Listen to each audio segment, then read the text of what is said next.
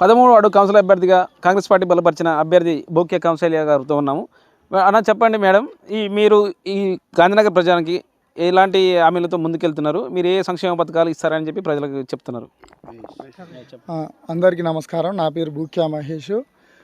13వ ward Congress అభ్యర్థి బూక్యా కౌశల్య గారు మా అమ్మగారు.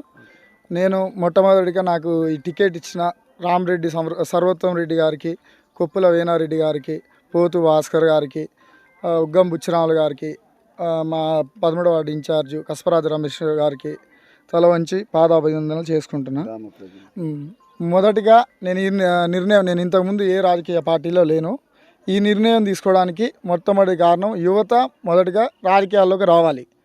రాజకీయాల్లో రావాలనే దృక్పథంతో ఫస్ట్ మొట్టమొదటిసారి నాకు ఈ అవకాశం వచ్చింది. వచ్చినందును ఈ అవకాశాన్ని ఎలాగైనా సద్వినియోగం చేసుకోవాలనే ఉద్దేశంతో నేను ధైర్యంగా ముందుకు అడిగేసిన. ఈ 13వ వార్డులో ముఖ్యంగా గాంధీనగర్ కానీ, భాషానాయక్ తండ కానీ, అంజనాపురి కాలనీ కానీ, మానసానగర్ కానీ, ఎస్వి టౌన్షిప్ కానీ ప్రజలందరికీ ఒకటే కోరుకుంటున్నా. గత పాలకులు గత 15 సంవత్సరాల నుంచి అభివృద్ధి చేసింది ఏమీ లేదు.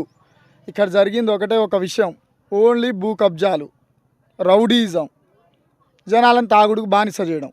ఈ మూడే నేను గమనించిన విషయాలు. వీటికి విభిన్నంగా పోవాలనే ఉద్దేశంతో నేను ముందుకు వచ్చిన. దాంతోపాటు యువత చదువుకోవట్లేదు. ఏదో మనం పొద్దున్న లేస్తే ఈయనతో తిరిగితే ఆయనతో తిరిగితే తాగి ఏదో చేస్తే మనకేదో డబ్బులు వస్తాయి, కబ్జాలు చేయొచ్చు, కొట్టొచ్చు, రౌడీజం చేయొచ్చు అనే ఉద్దేశంతో ఇక్కడున్న యువత అట్లనే తయారయ్యారు. ఈ సమస్య, జనాలకున్న సమస్య, ఏ సమస్యనే కానీ డ్రైనేజీ, రోడ్లు, లైటింగు, గవర్నమెంట్ వచ్చే ప్రతి పథకం జనాలకు అందే విధంగా గత పాలకులు ఏం చేశారంటే, మీకు ఓటేస్తేనే మీకు ఇది ఉంటుంది, లేదా ఉండదు. మీకు ఓటేస్తేనే మీకు బియ్యం వస్తుంది, లేదా రాదు. మీకు ఓటేస్తేనే పింఛన్ వస్తుంది, లేదా రాదు. లేదా మీకు ఏమైనా ల్యాండ్ ప్రాబ్లం ఉందా, మేము చేయం ఓటేయకుంటే అన్న భయం జనాల్లో సృష్టించారు గత 15 సంవత్సరాల నుంచి. వాటికి అన్నిటికీ భిన్నంగా నేను ఈ 13వ వార్డు గ్రామ ప్రజలకు తెలియజేసేది ఏంటంటే, నేను అన్నిటికీ భిన్నంగా వెళ్ళి జనాల పక్షాన నేను నిలబడతా, జనాల సమస్యతో పోరాడతా. అక్కడ పైన సర్వోత్తం రెడ్డి గారి నాయకత్వం, వేనారెడ్డి గారి నాయకత్వం, అధిష్టానం దగ్గరికి ప్రతి సమస్యని బలంగా తీసుకెళ్తా. నా వల్ల ఏ సమస్యను నా వల్ల కాకుంటే అధిష్టానం దృష్టికి తీసుకెళ్ళి పోరాడి కొట్లాడి పని చేపిస్తా.